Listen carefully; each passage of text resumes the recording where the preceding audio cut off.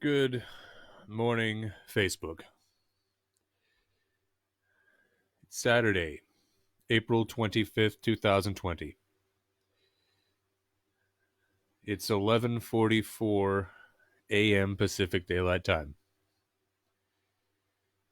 It's a cool, damp, gray morning, and I think it looks to be like this for the next several days. It's Saturday, it's the weekend. I'm not turning on the news today. If anything especially momentous happens, I'll hear about it, I'll read about it, I'll comment on it later. It's important to take a break from such depressing matters from time to time.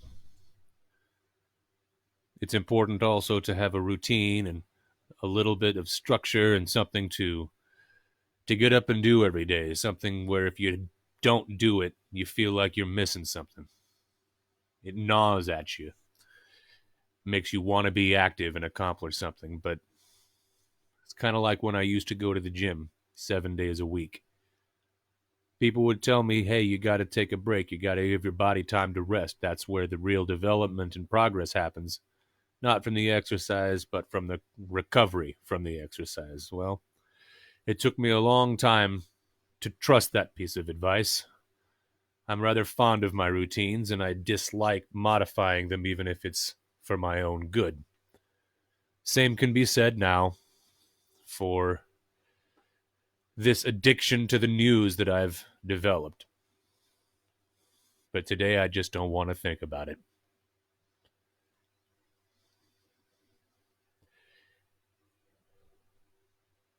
Last night,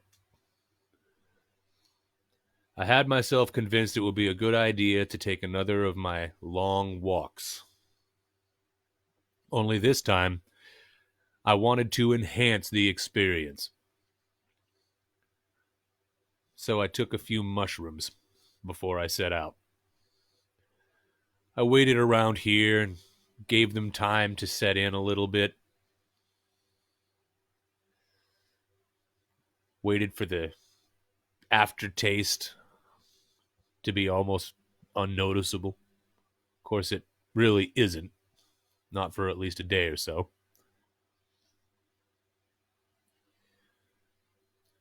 I almost had myself convinced that it was too late. I think it was after midnight before I left the house, but eventually I decided if it's supposed to rain, I don't want to lose the opportunity.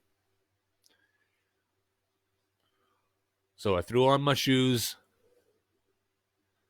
took nothing with me but my keys and my hat, and off I went. Tacoma at night is a beautiful place, especially in the parts of town where I like to go walking. There are a series of ravines along Tacoma that stretch out towards Commencement Bay. Another couple on the other side of town that stretch out towards the Narrows, but I like the ones over here on this side of town. There's one in particular that has really caught my interest. It is called Buckley Gulch. Some folks call it the Old Town Gulch because its terminus is Old Town Park, not far from the water. It doesn't, this ravine, it doesn't make it all the way to Puget Sound because of the construction and the development. It's been filled in to make way for roads and residential and business developments. But it's a very deep, very wild little strip of land. I've heard stories that there's been unsolved murders that took place down there.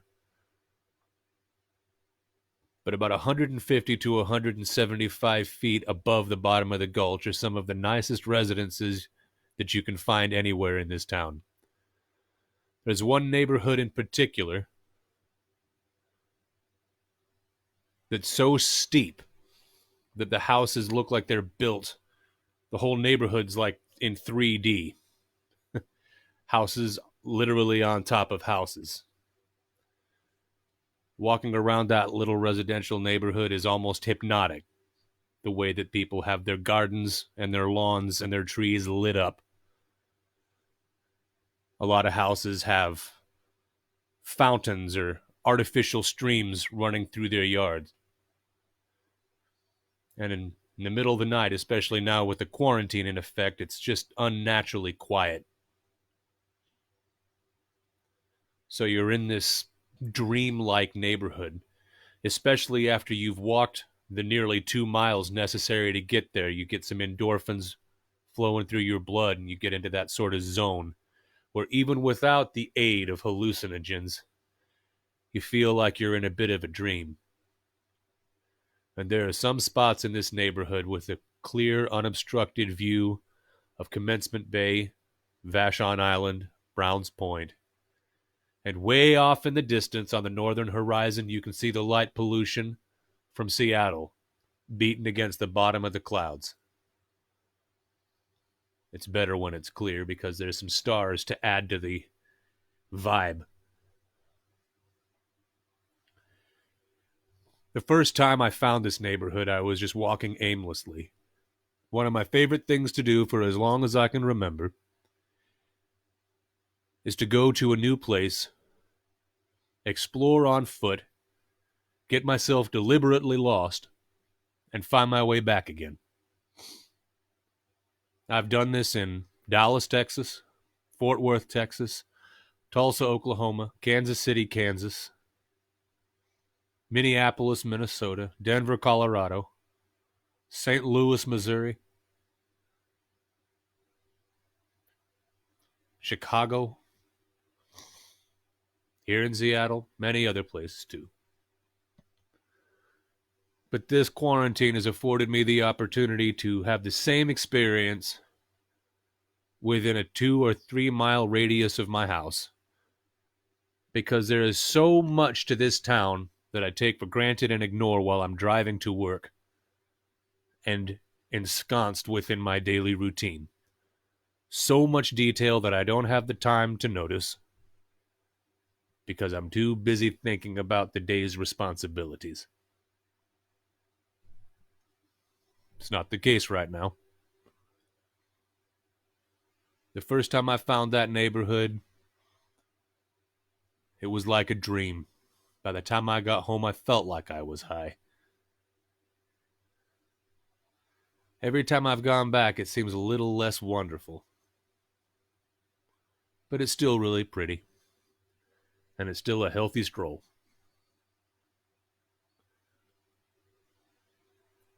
I don't think there's going to be much walking today. It's wet outside. It's not going to change. Not for a while. Spring rain.